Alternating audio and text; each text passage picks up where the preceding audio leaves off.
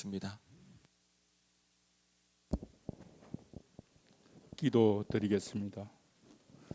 모든 역사의 주관자가 되시는 하나님, 목자 되시는 주님께서 주님의 음성을 듣게 하사 길이요 진리요 생명이신 주님만 따르기를 원합니다. 오늘도 새롭게 하시는 하나님의 능력과 위엄을 찬양합니다. 기도의 모범이 되신 주님처럼 우리의 삶이 기도로 이루어지길 원합니다. 모든 염려와 걱정을 주님께 맡겨버리고 믿음으로 살고 우리의 마음속에 강 같은 평화가 넘치게 하옵소서. 7일의 마지막 주일 예배를 주님께 드립니다. 온전한 마음으로 진실한 마음으로 주님을 예배하게 하옵소서. 우리를 생명의 길로 인도하옵시며 썩어진 세상이 아니라 주님만을 소망하며 주님만을 바라보며 살고, 세상은 타락하기를 원하나 우리의 심령은 성령의 인도하심으로 날마다 새롭게 되게 하옵소서. 죄악에서 떠나게 하시고 악은 모양이라도 버리게 하사 주님의 역사하심에 동참하게 하옵소서. 하나님의 자녀답지 못했던 지난 주간의 모든 죄악들을 주님께 고백합니다. 하나님께 순종하기보다 세상의 유혹에 흔들리며 그들을 따라갔던 우리를 용서하여 주옵소서. 믿음으로 구세게 전진해야 함에도 종종 두려움에 주저앉고 하나님을 모른다 부인했던 우리의 믿음 없음을 용서하옵소서. 사랑의 하나님, 맡은 사명에 최선을 다하게 하시고 핑계로 세월을 헛되이 보내지 않게 하옵소서.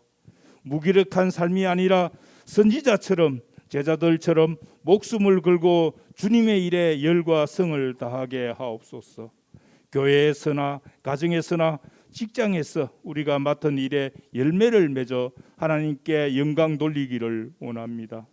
우리의 삶이 예배가 되게 하여 주시고 우리의 생활로서 복음을 증거하게 하옵소서. 주님께서 오래 참아주시기에 우리가 다시 주님 앞에 나올 수 있었으니 간대한 주님의 사랑에 감사드립니다. 우리는 자주 실수하고 넘어지오니 주님께서 붙들어 주옵소서. 우리가 날마다 은혜 앞에서 살면서 은혜를 버리고 허망한 것들을 붙잡고 살아 주님의 이름을 욕되게 한 것을 용서하옵소서. 우리의 소망은 오직 예수 그리스도가 되게 하옵소서. 또한 우리에게 때를 따라 주시는 주님의 은혜에 감동하며 살게 하시며 주 안에서 항상 기뻐하기를 원합니다. 무더위 속에서 더욱더 열심히 삶을 가꾸는 사람들도 있습니다. 자녀들의 방법이 제각각이지만 하나님을 기억하며 주님 안에서 쉼을 누리게 하옵소서. 주님, 오늘 저희가 하나님께 드리는 예배가 이 계절의 태양의 열기보다 더 뜨거운 열정으로 드려지게 하사 성도들의 가정과 직장과 자녀들을 돌봐 주시옵기를 원합니다. 지금도 허약하며 아픔에 고통받는 자녀도 있습니다. 치료의 하나님이신 라파 여호와께서 치료해 주실 것을 믿으며 성령의 충만함 속에 강하고 담대한 성도의 삶을 살게 하옵소서. 주님을 통해 왕성하게 자라나는 곡식과 과일처럼 이들의 삶도 영육간에 성숙하여지고 삶 속에서 주님의 온 은혜와 감격을 소유하게 하옵소서.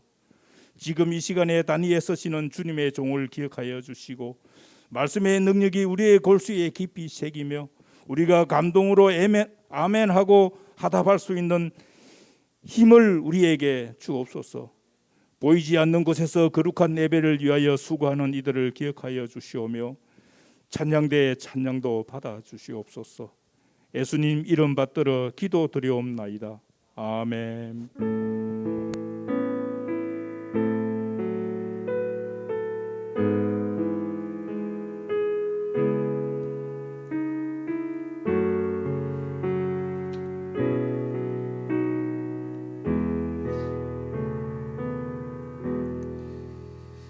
우리 찬송가 421장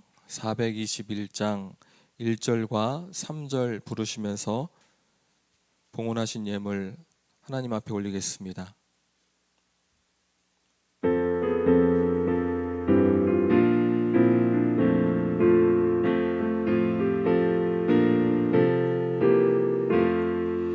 내가 예수 예수께서 죄 사함 받아 나의 모든 것 다 변했네. 지금 내가 가는 길 천국 길이요 주의 피로 내 죄가 씻겼네. 나의 모든 것 변하고 그 피로 구속 받았네. 하나님은 나의 구원 되시오니 내게 정죄함 없겠네. 내게 성령 임하고 그 크신 사랑 나의 맘에 가득 채우며 모든 공포 내게서 물리치시니 내 맘 항상 주 안에 있겠네. 나의 모든 것 변하고 그 피로 구속 받았네. 하나님은 나의 구원 되시오니 내게 정죄함 없겠네. 아멘. 기도하겠습니다. 하나님 감사합니다. 우리의 모든 삶을 주님의 눈동자 같이 그 앞에서 그 안에서 지키시고 보호하시며 인도하시고 채워주셔서 감사합니다. 이 은혜를 늘 기억하고 아는 우리의 삶이 되게 하여 주시옵소서. 하나님 주신 놀라운 은혜를 하나하나 세어보며 주님 앞에 마음과 뜻을 다하여 구별하여 예물 드리오니 그 예물을 주님께서 기쁘게 받아 주시옵소서. 이 예물들이 쓰일 때마다 주님의 공의와 사랑과 하나님의 놀라운 복음의 능력이 나타나기를 원합니다. 생명을 살리시고 하나님 나라가 확장되게 하여 주시옵소서. 드린 손길들 위에도 하나님의 나라가 임하여 늘 감사와 찬송이 넘치게 하시고 그 기도의 제목이 날로 날로 주님 안에서 기쁨으로 늘어가는 삶이 되도록 주님께서 함께하여 주시옵소서. 예수님의 이름으로 기도하옵나이다. 아멘.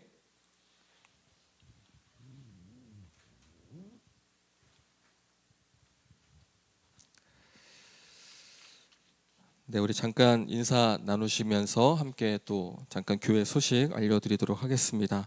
우리 이 시간에 우리 온라인으로 예배 들으시는 성도님들, 또 휴가 가신 분들, 또 우리 현장에서 예배 드리시는 분들 모두가 다 함께 좀 인사 나눴으면 좋겠습니다. 주 안에서 사랑합니다, 축복합니다, 사랑합니다, 축복합니다, 감사합니다. 네.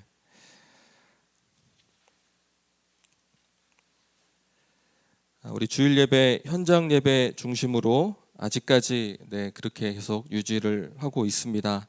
계속해서 안내를 해드릴 예정이고요. 당분간 계속해서 거리두기 하시면서 또 마스크 착용하시면서 예배 드리시면 좋겠고요.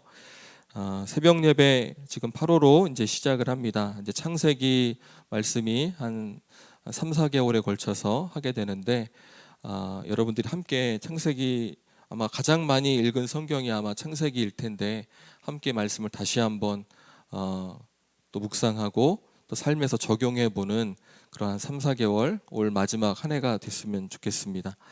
2022년 성경 일독하기 이번 여름에 덥지만은 그래도 여러분들이 휴가 기간이나 뭐 이럴 때 하루에 뭐 10분, 30분, 1시간 이렇게 시간을 내셔서 밀렸던 말씀을 이렇게 읽어보시고 또 묵상하는 그런 시간이 되시면 참 좋겠습니다. 매일 기도 제목 위해서 여러분 함께 기도해 주시고 또 관계 전도를 위해서도 늘 기도하시기를 부탁을 드리겠습니다. 기도 없이 한 영혼을 이렇게 하나님께로 인도하는 것은 불가능합니다. 그래서 내가 전도해야 되는 대상이 있다면 정말 하나님을 알아서 나와 함께 천국 가기를 원하는 그 사람이 내가 아는 사람 중에 있다면은 여러분 기도하시면서 여러분들 전도하실 수 있기를 바랍니다.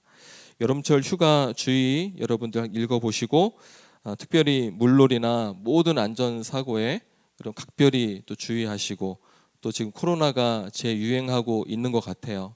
조짐 정도가 아니라 그렇게 진행이 되고 있어서 항상 모든 대외 활동에 주의하셨으면 좋겠습니다.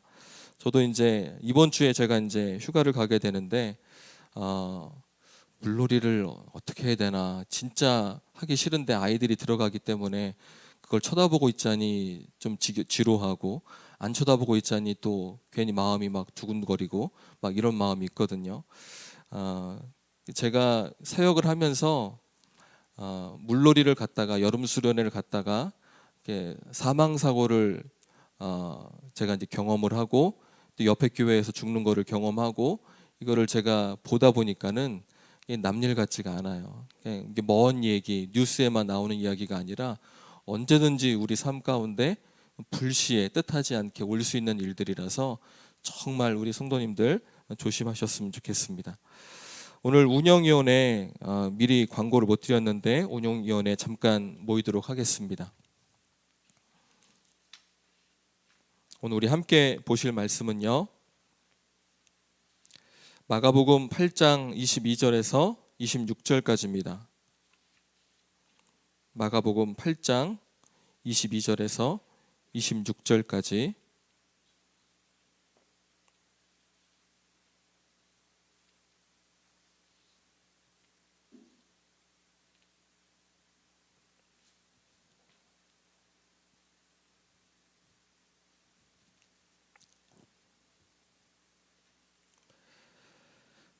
우리 다 찾으셨으면은 이제 오늘 이 마가복음 8장 이 말씀이 마가복음에 있는 이제 그 마가복음에만 있는 말씀이에요. 그래서 아마 마가복음은 오늘 8장을 중심으로 해서 이제 다 마무리를 하게 될 겁니다. 마태복음과 마가복음이 거의 내용이 흡사하기 때문에 마가복음에서는 지난 시간과 오늘 시간 이것으로 해서 여러분들이 마가복음을 마무리했으면 좋겠습니다. 마가복음 8장 22절에서 26절까지 우리 한 절 한 절 교독하도록 하겠습니다. 제가 먼저 읽겠습니다. 벳세다의 이름에 사람들이 맹인 한 사람을 데리고 예수께 나와 손 대시기를 구하거늘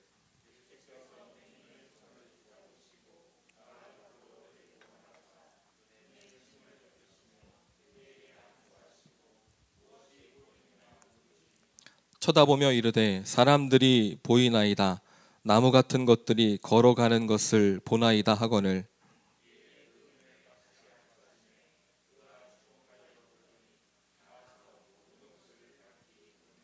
다 같이 읽습니다. 예수께서 그 사람을 집으로 보내시며 이르시되 마을에는 들어가지 말라 하시니라. 아멘. 이 말씀을 중심으로 벳세다 맹인이 눈을 뜨다 이 제목으로 함께 말씀을 나누겠습니다. 특별히 오늘 이제 어디에서 이루어졌는지를 제가 제목에다가 일부러 실었습니다. 벳세다. 여러분들이 이 벳세다를 절대 잊지 마시고 내가 지금 벳세다에 거주하고 있는가 아니면은 다른 곳에 거주하고 있는가 여러분들이 잘 한번 늘 항상 점검하실 수 있는 그런 장소가 되었으면 좋겠어요. 오늘 말씀에서는 날 때부터 보이지 않던 맹인이 나옵니다. 그래서 사람이 어떻게 생겼는지를 잘 몰라요. 그래서 눈을 딱 떴는데 사람을 인식하는 데까지 시간이 걸렸어요. 처음에 눈을 딱 뜨고 나서 보이는 사람들이 걸어 다니는 것을 보고 나무 같은 것들이 걸어 다닙니다. 자기가 생각할 때는 저런 모양은 나무라고 생각을 했던 것 같아요. 제가 이 말씀을 묵상하면서 마음속이 막 갑자기 막 뭉클한 거예요. 만약에 그 실제 현장에 우리가 가서 본다면은 기가 막힌 눈물바다가 되는 그런 현장일 텐데 지금 그런 상태의 맹인이 나오고 있습니다. 이렇게 눈이 보이지 않던 맹인이 오늘 예수님을 통해서 보게 되는 일이 벌어지는데 제가 이제 복음서를 이제 말씀을 드리면서 여러 질병들, 나병, 문둥, 그다음에 뭐 중환자, 중풍병, 그다음에 뭐 눈이 보이지 않고 안진뱅이에 또 여러 가지 병들이 나올 때마다 이걸 어떻게 바라봐야 되는지에 대해서 말씀을 드렸잖아요. 그렇죠? 오늘은 눈이 보이지 않는 사람이 나와요. 그러면 우리가 어떻게 접근을 해야 되는지 여러분들 안에 벌써 이제 가이드라인이 아마 세워져 있을 거라고 생각이 듭니다. 있으셔야 돼요. 네. 오늘 이제 이 복음서에서의 치유 사건은 단순한 치유 사건 그게 아니에요. 치유하셨다. 예수님께서 치유하실 수 있는 능력이 있으시다. 이걸 얘기하고자 하시는 게 아니에요. 그거는 1차적으로 있는 거지만은 그거를 이렇게 벗겨내면은 그 안에 훨씬 더 중요한 내용이 있어요. 그래서 그거를 여러분들이 보셔야 되는데, 오늘 맹인이 나왔다라고 하는 거는 크게는 그 유대라고 하는 그 국가, 그리고 조금 더 안으로 들어가 보면은 그들 안에 사회, 그 안으로 더 들어가 보면은 작은 마을, 오늘 이제 벳세다 같은 마을이죠. 그 안으로 더 들어가 보면은 우리 가족들, 그 안에서 하나님의 뜻과 말씀과 계획과 하나님의 마음을 깨닫지 못하고 보지 못하는 그들을 향한 하나님의 경고의 메시지, 그들을 치유하시겠다라고 하는 예수님의 계획, 이런 것들을 우리가 보시면서 이제 이 사건을 함께 보셔야 됩니다. 오늘 말씀의 배경이 이제 벳세다인데, 벳세다는 여러분들 많이 들어보셨죠? 많이 들어봤는데 어디쯤 붙어 있는지 잘 모르신다면은 오늘 이제 끝나신 다음에 성경 맨 뒷부분에 보면은 이제 유대 지도가 있어요. 그래서 갈릴리 호수가 이렇게 동그랗게 있으면은 북쪽 지역에 이제 이 벳세다라고 하는 지역이 있습니다. 여기가 어떤 지역이냐면은 우리 말씀을 한번 찾아볼게요. 요한복음 1장 44절입니다. 우리 화면을 보시면서 함께 이제 말씀을 한번 읽어보겠습니다. 요한복음 1장 44절 시작. 빌립은 안드레와 베드로와 한 동네 벳세다 사람이라. 예수님의 제자들 중에서 어부였던 이 사람들의 고향이 벳세다라고 하는 곳입니다. 여러분들 베드로 같은 경우는 가난한 사람이 아니었어요. 꽤 부를 갖고 있었던 사람, 그 주변에 있었던 사람들도 마찬가지로 그런 사람들이고, 이 벳세다라고 하는 이 어촌 지역은 갈릴리 호수 주변에서도 가장 잘 사는 지역이었습니다.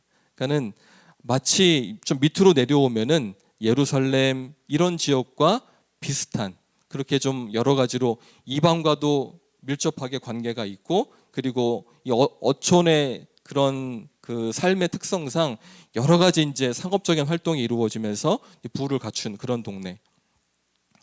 그래서 오늘 이제 갈릴리 호수에 보면은 그 북쪽에 보면은 벳세다가 있고, 가운데 가버나움이 있고, 가버나움 옆에 고라신이라고 하는 마을이 있습니다. 이 세 마을은 여러분들이 잘 기억을 하셔야 돼요. 왜냐하면 복음서에 여러 번 등장을 해요. 벳세다, 가버나움, 고라신. 얘네들은 전부 다 어떤 지역이냐면은 예수님께서 가장 많이 사역을 한 곳이에요. 그런데 예수님의 가장 무서운 저주를 받은 곳이 이 세 지역입니다. 그래서 오늘 여러분들이 오늘 그렇게 한번 보시면 되고, 두 번째 벳세다에 대해서 예수님이 말씀하신 성경 구절이 있는데, 제가 좀 전에 말씀드렸던 거예요. 마태복음 11장 21절 말씀, 마태복음 11장 21절 말씀을 다 같이 읽어보겠습니다. 화 있을진저 고라시나, 화 있을진저 벳세다야, 너희에게 행한 모든 권능을 두로와 시돈에서 행하였더라면 그들이 벌써 베옷을 입고 재에 앉아 회개하였으리라. 지금 무슨 얘기냐면요, 예수님께서 이 갈릴리 북쪽의 세 지역, 통칭적으로 거기를 다 가버나움이라고 대부분 이렇게 부릅니다. 가버나움과 벳세다와 고라신이 있는데, 예수님께서 말씀을 가장 많이 가르치셨고, 거기서 이적도 가장 많이 행하셨고, 거기서 하나 예수님께서 가장 오랫동안 행동했던 그 활동을 했던 곳이 이 세 지역입니다. 그런데 예수님께서 그렇게 많이 공을 들였는데 변하지 않는 거예요. 그렇게 많이 애를 썼는데 이 사람들이 변하지 않는 거예요. 그래서 예수님이 하신 말씀이 뭐냐면 너무나 가슴에 절규예요. 만약에 내가 두로와 시돈에서 너희에게 쏟았던 그런 정성만큼 거기다 쏟았더라면은 거기는 벌써 다 회개하고 하나님의 자녀로 다 돌아섰을 것이다. 이 정도까지 말씀을 하세요. 근데 이게 여러분, 이게 이 갈릴리 북쪽에 있었던 세 마을 사람들한테는 어떻게 들리냐면은 그 당시에 가장 탐욕과 욕망이 응축된 도시가 어디냐면은 두로와 시돈이에요. 그러니까 두로와 시돈은 저런 이미지예요. 마치 구약의 소돔과 고모라와 같은 그런 이미지예요. 왜냐하면 거기는 우리가 잘 아는 페니키아 문명이 있습니다. 페니키아 문명의 중심 도시였고, 이제는 로마 문명이 들어와서 페니키아 문명과 로마 문명이 뒤엉켜서 완전히 탐욕과 인간의 욕망으로 막 그냥 뭉쳐진 그 도시가 두로와 시돈이에요. 우리가 요즘 새벽에 보고 있는 고린도 교회 아시죠? 이 고린도스라고 하는 고린도 지역도 마찬가지로 그런 곳이에요. 근데 지금 예수님께서 내가 두로와 시돈에 거기 말씀을 안 하셨지만 고린도에 가서 만약에 이렇게 복음을 전했으면 다 회개했을 텐데 너희는 어떻게 하나도 변하지 않느냐 하면서 가슴을 이렇게 뜯으면서 절규하시는 내용이에요. 우리가 5월부터 7월까지 고린도 전후서를 보면서 고린도 지역도 그런 지역이라는 것을 함께 봤는데 항구 도시들이 대부분 그렇습니다. 두로와 시돈도 마찬가지로 항구 도시인데 항구 도시다 보니까는 상업적인 활동이 활발하게 이루어지면서 돈이 모이는 곳이잖아요. 돈이 모이는 그곳에 쾌락과 탐욕과 욕망과 권력과 이런 것들이 응집이 되면서 이렇게 타락하고 그런 이제 모습을 갖추게 된 거예요. 지금 우리가 사는 세계에서 벳세다라고 하는 지역은 어디 있을까? 지금 우리가 사는 세계에서 소돔과 고모라는 어디가 그런 소돔과 고모라의 모습을 갖고 있을까? 한번 생각을 한번 해보시기 바래요. 저는 이렇게 한번 묵상을 하면서 지금 우리가 사는 이 대부분의 세상이 전부 다 벳세다 같다라는 그런 생각을 해보게 됐어요. 요즘에 이제 뉴스를 보면서 마약에 대한 뉴스가 계속해서 나오는 거예요. 검색을 하면서 봤는데 저는 처음 알았어요. 우리나라는 이제 그냥 불시에 검문을 해서 마약을 한 사람들을 다 이렇게 걸러낼 수 있는 그런 장치가 돼 있는 줄 알았는데 그걸 못 한대요. 이제는. 그러니까는 저 사람이 여기 지금 강남 클럽에 이 사람들이 다 마약을 한 것 같은데 검사를 하고 싶어도 이 사람들이 허락을 안 하면은 못 한대요. 그러니까 마약을 갖고 들어간 것을 보거나 거기에 마약 주사기가 있거나 이런 증거물이 발견되기 전까지는 내가 마약 검사를 다 거부할 수가 있는 거예요. 그래서 우리나라는 마약 청정국이라고 우리가 그렇게 생각을 하고 있었는데 그게 절대 아니라는 그런 얘기를 이렇게 뉴스를 통해서 봤습니다. 우리가 생각하는 안전한 그런 안전에 가까운 그런 사회가 이제 우리 꿈속에만 있었고 현실로 이렇게 들어가 보면 우리는 잘 모르지만은 이미 벌써 세상 속에서는 점점 그렇게 변해가는 그런 세상들. 그러니까 돈이면 다 된다는 그런 가치관이 뿌리 깊이 박혀 있는 거예요. 그러니까 돈이면 다 된다라고 여기는 가치관이 있으니까는 그거 위에 권력이 들어오고 정치가 들어오고 사람들의 탐욕과 욕망이 그 위에 계속해서 이렇게 쌓여가는 거죠. 여러분, 가장 좋은 정치의 형태가 어떤 형태일까요? 제가 이제 정치 얘기는 절대 안 하는데 그냥 정치의 개념만 얘기하는 겁니다. 가장 좋은 정치의 형태는 어떤 형태가 가장 좋은 걸까요? 정치하는 사람들을 완전히 믿을 수 있어서 국민들이 그 정치에 내가 관심을 많이 두지 않게끔 만드는 그런 정치가 가장 좋은 정치죠. 여러분, 지금 이제 우리나라뿐만 아니라 전 세계적으로 이념 전쟁이 너무나도 심각하게 좀 벌어지고 있습니다. 이제 냉전 시대가 지나갔다라고 우리가 예전에 이렇게 사회에서 배웠는데 다시 신냉전의 시대가 다시 이렇게 시작이 되고 있잖아요.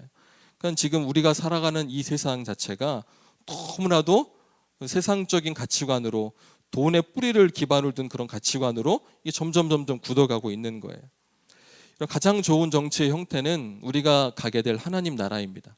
또 이 땅에 임한 내 삶에 임한 하나님의 나라예요. 왜냐하면은 가장 완벽한 정치를 하시는 분이 하나님이시고 그 하나님을 우리가 완전히 의지하고 신뢰하고 다 맡길 때 우리가 그분의 통치에 대해서 그게 맞네 틀리네 할 필요가 없잖아요. 그러니까 우리가 하나님 나라를 그렇게 그런 식으로 바라보는 거예요. 그 나라의 통치는 완벽한 거예요. 완전한 거예요. 그곳에서 우리가 하나님께 모든 것들을 의지하면서 살아가는 사회가 그런 나라가 되는 거예요. 그럼 우리가 이 땅을 살아가면서 성도가 어떻게 살아야 될까? 정치는 아예 그냥 관심을 꺼야 될까? 끄는 게 좋습니다. 그런데 끌 수가 없잖아요. 대신에 성도가 해야 될 일은 이 땅에서 이루어지는 이런 불완전한 정치를 위해서 기도를 해야 돼요. 그래서 우리가 나라와 민족을 위해서 기도하잖아요. 하지만 그 어느 편에도 서지 않으면서 우리가 정치에 매몰되는 우리 자신을 늘 경계를 해야 됩니다. 제가 이렇게 이제 목사님들을 전화로 요즘에는 이제 만나지 않고 다 전화로 하는데 어떤 분은 그냥 막 이쪽 얘기만 막 하시고 어떤 분은 다 이쪽 얘기만 하시고 그래요. 이제 전화를 제가 이제 안 해요. 왜냐하면 듣고 나면은 여기 와서 이제 제가 하나님 앞에 기도해야 돼요. 그 들었던 것 때문에 이제 마음이 혼란스러워. 그럼 여기 와서 기도하고 다 날려버려야 돼. 그러니까 목사님들도 그렇고 성도님들도 그렇고 막 양쪽으로 막 다 나뉘어서 막 싸우고 막 이런 일들이 너무너무 심하게 벌어지고 있는 거예요.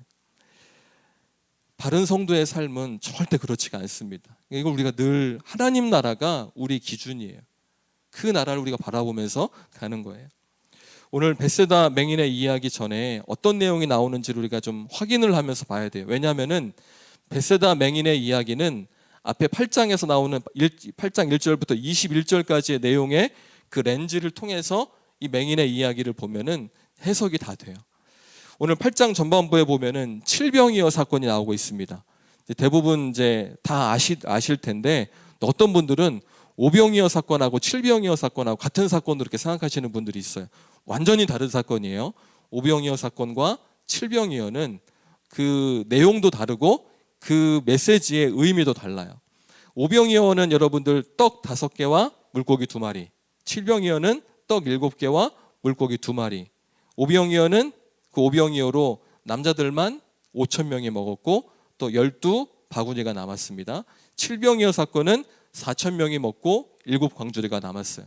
이 가운데서 떡의 숫자가 중요합니다. 왜냐하면은 떡은 누굴 의미해요? 성경에서 예수님, 그렇죠? 예수님을 의미하기 때문에 이 떡의 숫자가 중요해요. 오병이어 사건에서 떡 5개라고 하는 이 5라고 하는 숫자는 그러니까 유대인들한테는 5 그러면은 가장 먼저 떠오르는 게 뭘까요? 모세, 오경이에요. 토라, 율법이 떠오르는 거예요. 그래서 모세 오병이어 사건은 그 대상자가 그 메시지가 향하는 방향이 유대인들이에요. 유대인들을 향해서 그 메시지를 얘기하고 있는 거예요. 그럼 칠병이어 사건에서 떡 7개, 7은 뭐냐면은 3 더하기 7이에요. 잊지 마세요. 3 더하기 7. 3은 여러분들 성경에서 무슨 의미일까요? 여러분 너무 잘 알아요. 성부, 성자, 성령, 삼위일체. 하나님의 수예요. 그리고 4는 뭘까요? 동서남북 세상 전체를 가리키는 의미가 이 4라는 숫자입니다. 그러니까 세상을 의미하는 거예요.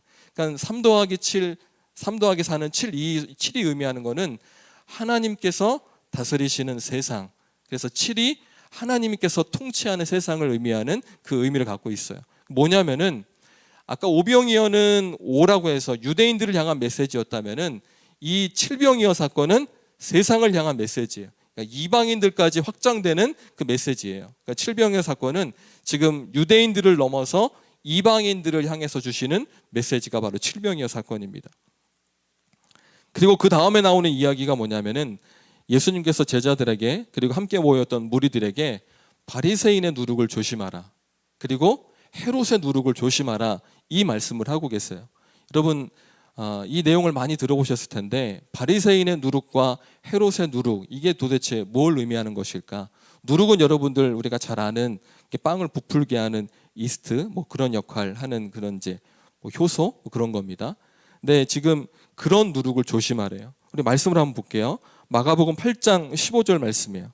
마가복음 8장 15절 말씀 다 같이 읽어보겠습니다. 예수께서 경고하여 이르시되 삼가 바리새인들의 누룩과 헤롯의 누룩을 주의하라 하시니. 그럼 여기서 누룩은 뭔지는 알겠어요. 누룩은 뭔지는 알겠는데 그럼 이제 사람과 연결됐잖아요. 바리새인의 누룩, 헤롯의 누룩. 이 사람들이 뭐 이스트를 갖고 있는 건 아니잖아요. 그렇죠?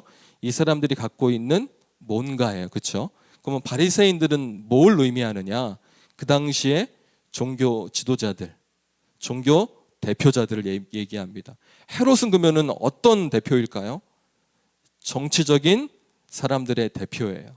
그러니까 지금 예수님께서 종교 대표자들, 정치의 대표자들을 주의하라 이런 얘기를 하는 거예요. 그들이 하는 말, 그들이 하는 행동, 그들이 사람들에게 행하는 악한 모든 것들, 이것들을 다 주의하라 이 말씀을 하고 있어요. 왜냐하면은 바리새인들은 예수님께서 늘 지적하는 부분이 너희들 외식하지 말라고 그랬어요. 위선 덩어리인 거예요. 거룩한 척하는, 겉포장은 그럴싸한데 안에는 아무것도 없어요. 율법은 다 지키는 것 같은데 그 안에 율법의 핵심인 하나님의 사랑과 이웃 사랑이 그 안에 없는 거예요. 그래서 바리새인들의 누룩을 조심하래요.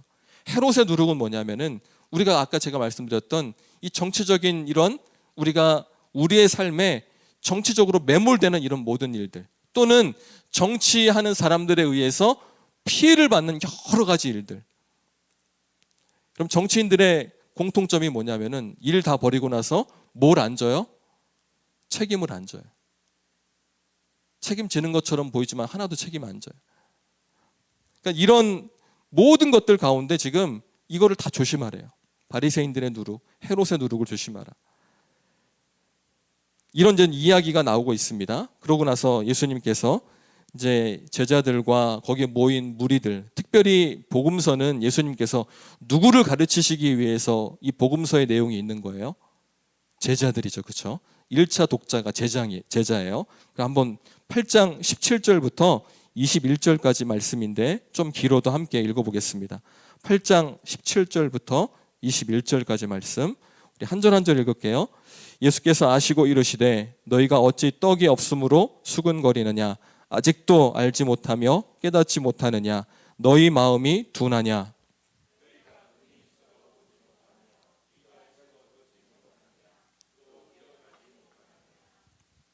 내가 떡 5개를 5,000명에게 떼어줄 때에 조각 몇 바구니를 거두었더냐, 이르되 12리니이다.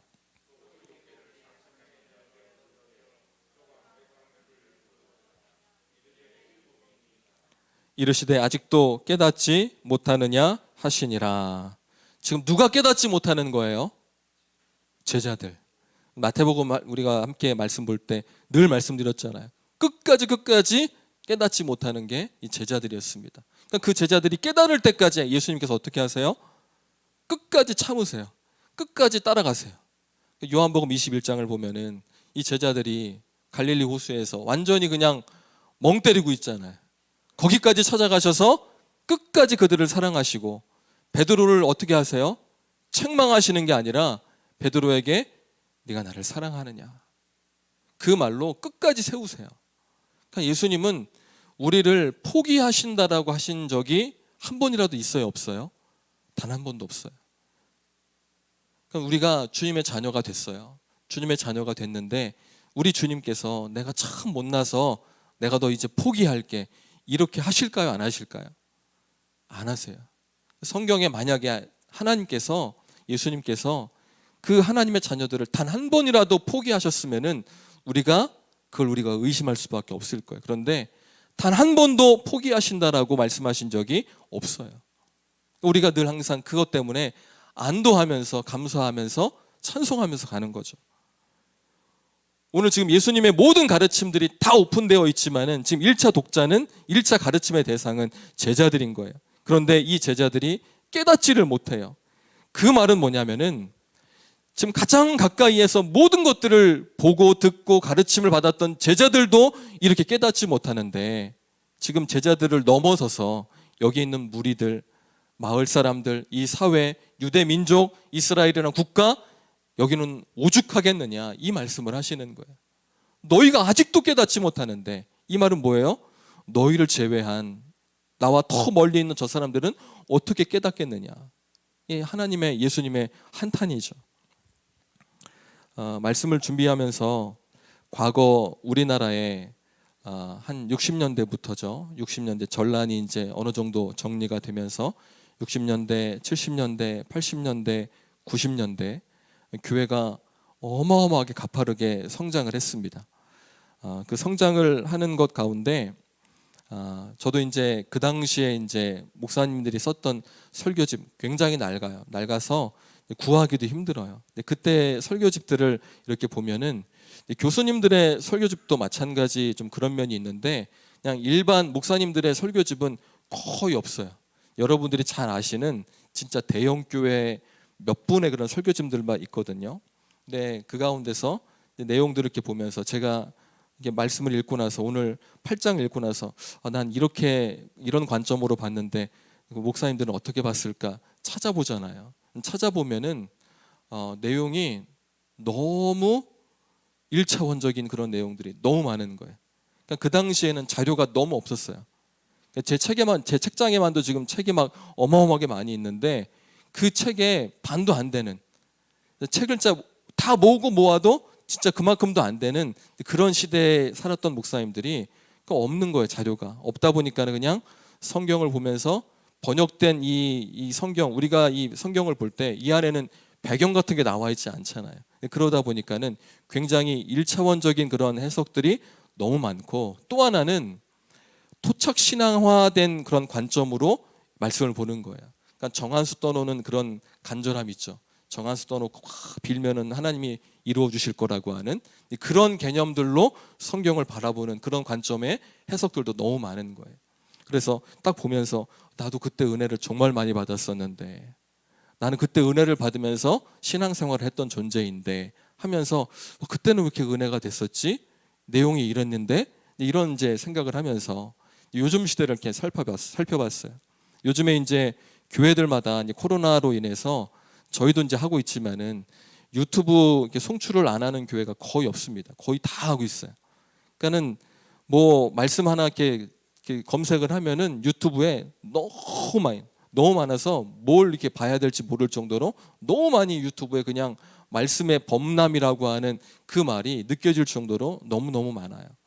근데 이제 문제는 성도들이 지쳐요. 왜 지치냐면은 이 가운데서 뭘 들어야 될까?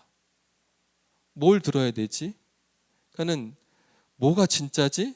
뭐가 가짜지? 이게 이제 구별할 만한 이런 이제 상황 가운데 놓여서 그걸 이렇게 보다가 지치는 거예요. 어떤 분들은 저런 분들도 있어요. 하루 종일 그냥 라디오 그 CBS 뭐 이런 거 있잖아요. 하루 종일 틀어놔요. 근데 듣는 건 되게 좋은데 그걸 집중해서 듣는 것도 아니에요. 하루 종일 기독교 방송 TV를 틀어놔요. 하루 종일 유튜브 검색하면서 무슨 설교를 이렇게 막 찾아서 막 많이 들어요. 그런데 그걸 집중해서 듣는 것도 아니고 그냥 듣다가 얻어 걸리면 좋은 거예요. 얻어 걸리는 거예요. 그냥 말씀이 갑자기 그거야? 하면서 얻어 걸리면은 그냥 수지 맞은 거예요. 이렇게 말씀을 이렇게 듣는 분들도 굉장히 많이 있어요. 그럼 설교 말씀을 듣는 것도 중요하긴 한데 그것과 비례해서 따라가야 되는 게 있습니다. 뭐냐면 내가 성경을 펴고 말씀을 묵상을 해야 돼요. 읽고 묵상하고 내가 그 묵상한 그 깨달음을 내 삶에다가 적용을 시도를 다 해봐야 돼요. 이런 과정이 없고 그냥 많이만 듣잖아요. 그러면은 내 삶에 변화가 크게 없어요. 그냥 아는 것만 많아질 것 같잖아요. 아는 것도 많아지지 않아요. 여러분들이 공부해봐서 아시잖아요. 수학 공부를 할 때 그냥 수업을 많이 듣는다고 수학 실력이 좋아져요? 절대 아니거든요. 내가 붙잡고 풀어보고 또 풀어보고 이렇게 해야만 내가 그것들이 남거든요. 말씀도 마찬가지예요. 그냥 막 듣기만 하면요 다 날아가요. 여러분들 제가 7월 첫째 주에 무슨 설교했는지 기억이 나세요? 기억이 안 나죠. 네, 기억이 안 나죠. 제목은 기억이 나세요? 기억이 안 나죠. 지난주 제목은 기억이 나세요? 에바다 열리라. 네, 들으니까 알겠죠. 네, 갑자기 생각이 안 나잖아요. 그러니까 우리가 듣기만 하면은 남는 게 별로 없습니다. 그 과학적으로 설명이 되잖아요. 듣는 거는 20%도 안 남아요. 20%도 안 남는 거를 계속해서 듣는 거예요. 그러다가 보면은 쌓일 것 같잖아요. 다 날아가요. 우리는 망각의 동물이라 다 잊어버려요. 적용을 하지 않으면. 그렇기 때문에 설교 말씀들을 많이 찾아서 보는 거를 여러분들 지향하셔야 돼요. 너무 많이 들으실 필요가 없고 내가 말씀을 많이 읽어야 돼요. 읽고 묵상하고 정리하고 삶에다가 매일매일 적용하는 거예요. 그 과정을 하셔야 돼요. 그게 안 되면은 뭐가 진짜인지 가짜인지 분별하지 못하고 그냥 들으면서 지치는 거예요. 여러분들한테 간절히 소원하기는 적어도 1년에 내가 한 번은 성경을 읽겠다 계획을 세우세요. 못 이루더라도 계획을 세우면은 그만큼 봐요. 근데 그 계획도 안 세우면은 아예 안 봐요.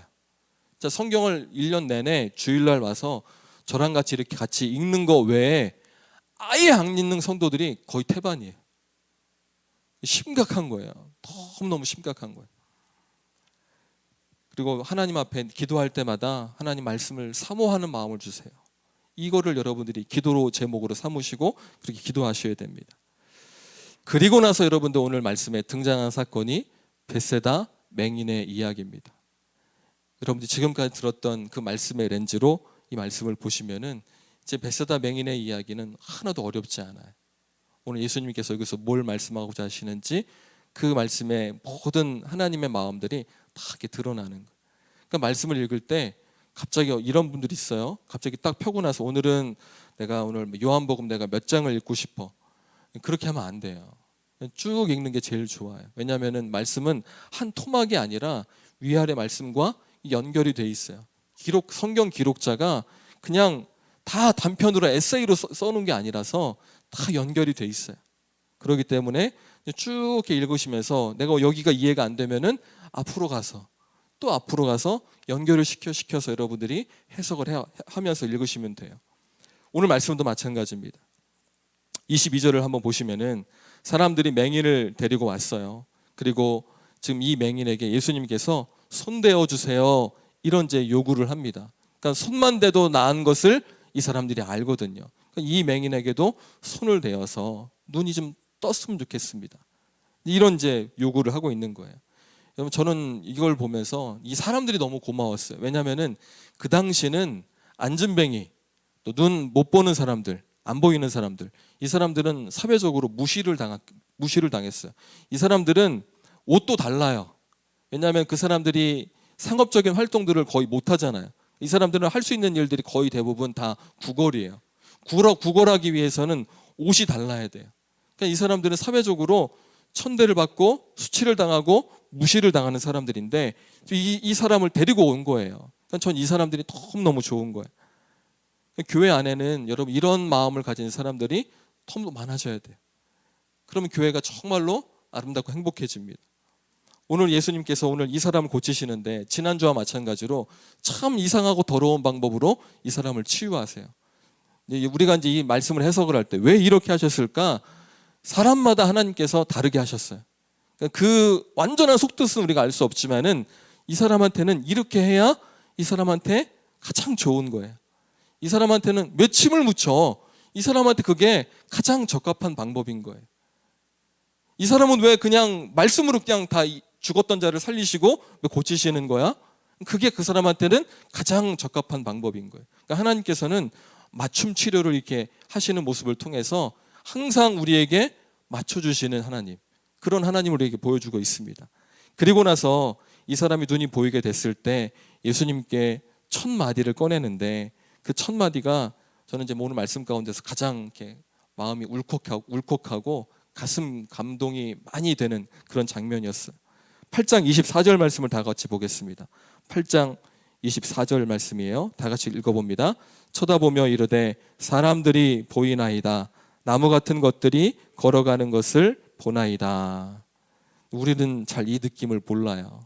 유튜브에서 여러분들이 생명이었던 사람이 그 생명 안경을 쓰고 나서 보게 되는 장면들을 모아놓은 곳들이 있거든요. 이 사람들이 막 오열을 해요. 자기가 지금까지 못 봤던 나무의 색깔, 꽃의 색깔, 이런 것들을 보면서 막 오열하는 장면이 나오거든요. 근데 이거 한 번도 한 번도 본 적이 없어요. 세상을. 사람이 어떻게 생겼는지도 처음 본 거예요. 오죽하면 사람을 나무라고 이렇게 여길 정도로 이런 사람이 지금 눈을 떴어요. 사람들이 보이나이다. 나무 같은 것들이 걸어가는 것을 보나이다. 그 현장에서 이 사람을 데리고 왔던, 이 사람을 치근히 여겼던 이 이웃들이 얼마나 기뻐하고 거기서 얼마나 감동하고 이 감동의 눈물을 흘리면서 좋아했을까. 그런 생각이 들어요. 그리고 나서 굉장히 중요한 말씀 25절 말씀인데 25절 말씀을 다 같이 읽어보겠습니다. 이에 그 눈이 다시 안수하심에 그가 주목하여 보더니 나아서 모든 것을 밝히 보는지라. 여기 밝히 보다라고 하는 말은요, 선명하게 클리얼리라고 이렇게 번역이 되어 있는데 선명하게 분명하게 보이는 것 그 이상의 그런 다른 의미가 있습니다. 이 말은 밝히 보다라고 하는 말은 앞에서 우리가 읽었던 깨닫지 못하느냐와 대조돼서 나오는 말이에요. 아까는 제자들과 그 주위에 있는 사람들을 향해서 예수님께서 막 절규하시면서 하신 말씀이 뭐예요? 아직도 깨닫지 못하느냐. 오병이어 칠병이어 사건 그 안에서 말씀을 가르치시고 이루었던 기적들을 보면서 그렇게 보여줬는데, 그렇게 가르쳤는데 아직도 깨닫지 못하느냐.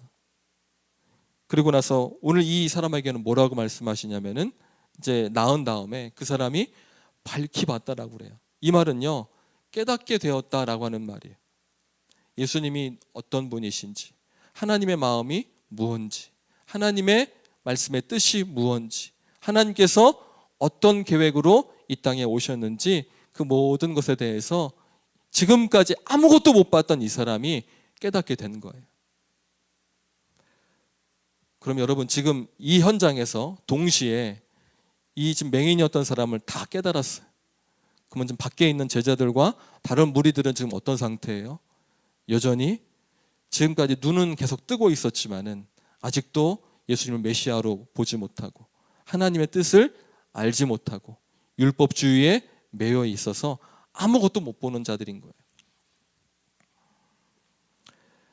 우리가 내가 살아가고 있는 내 삶의 현장이 벳세다인가 아닌가, 우리가 다시 한번 점검해 볼 필요가 있습니다.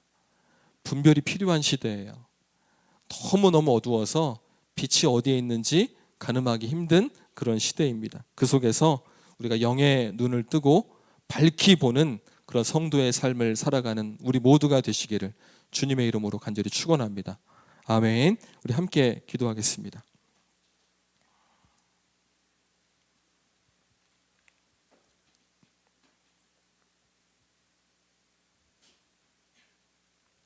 우리 이 시간 기도하실 때 하나님 감사합니다.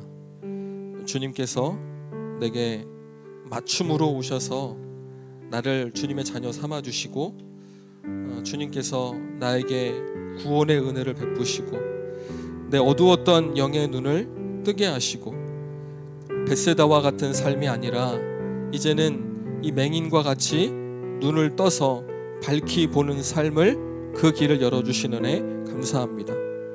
그런데 여전히 내 삶에서 볼 수 있음에도 내가 보지 않고 보지 않으려고 하는 그런 삶을 살았다면 하나님 깨닫게 하여 주시옵소서.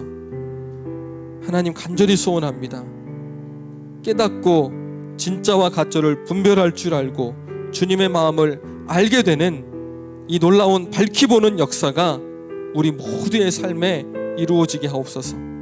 이 험한 세상, 어두운 세상에서 하나님 그냥 눈을 가린 채 아무것도 보지 못하는 채 살아가는 삶이 아니라 하나님께서 눈을 뜨게 하셨사오니 눈을 뜨고 보게 하여 주시옵소서.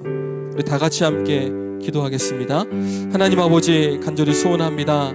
아버지 하나님 간절히 소원하고 원하오니 우리 모든 성도들의 삶이 하나님 밝히 눈을 뜨고 보게 하여 주시기를 간절히 소원합니다. 주님이 함께 하여 주셔서 인도하여 주셔서 하나님 눈은 떴지만 보지 못하여서 이리 치이고 저리 치이며 아니 세상에만 눈을 떠서 세상의 가치관으로만 아버지 하나님 응집된 삶을 살아가는 삶이 되지 않도록 우리를 인도하여 주시옵소서.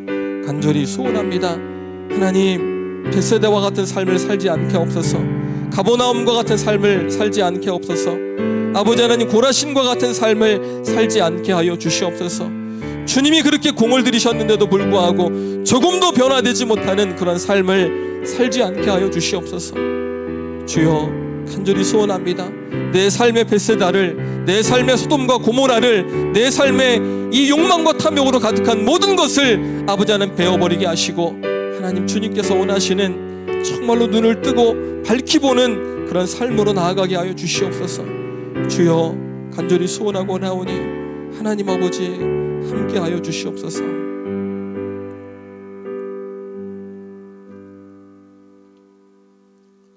하나님 아버지 감사합니다.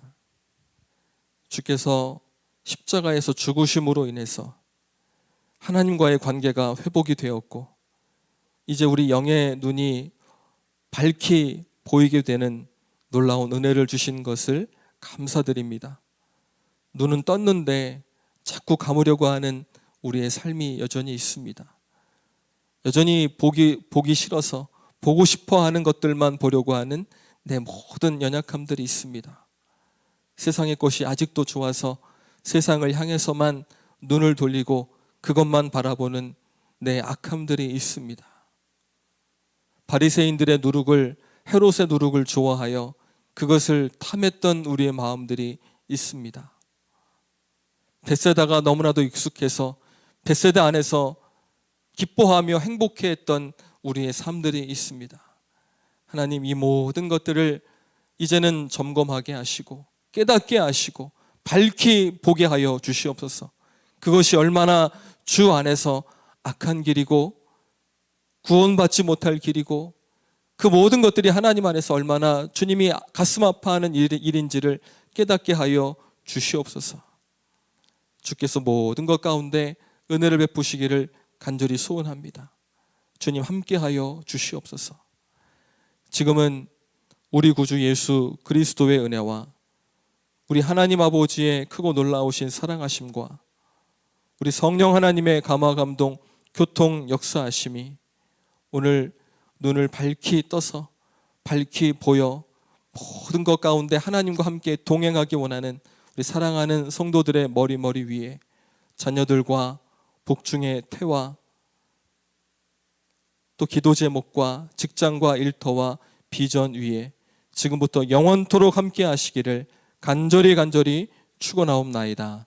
아멘.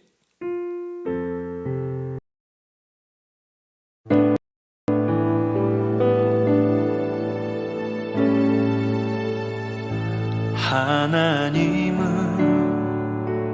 너를 만드신 분, 너를 가장 많이 알고 계시며, 하나님은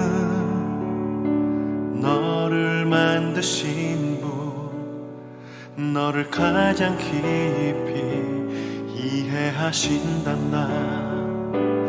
하나님은 너를 지키시는 분, 너를 절대 포기하지 않으며, 하나님은 너를 지키시는 분, 너를 쉬지 않고 지켜보신단다. 그의 생각 셀 수 없고 그의 자비 무궁하며, 그의 성실 날마다 새롭고 그의 사랑 끝이 없단다.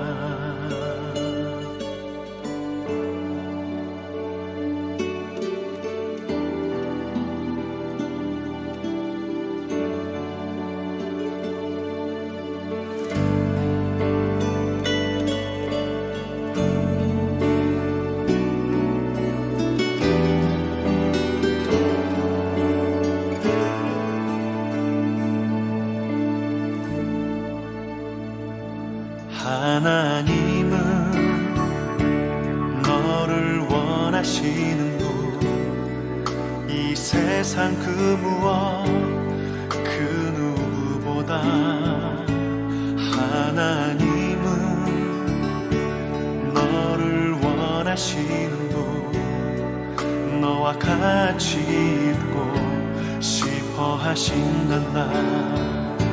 하나님은 너를 인도하는 분, 광야에서도 폭풍 중에도 하나님은 너를 인도하는 분, 푸른 초장으로 인도하신단다. 그의 생각 셀 수 없고 자비 무궁하며, 그의 성실 날마다 새롭고 그의 사랑 끝이 없단다.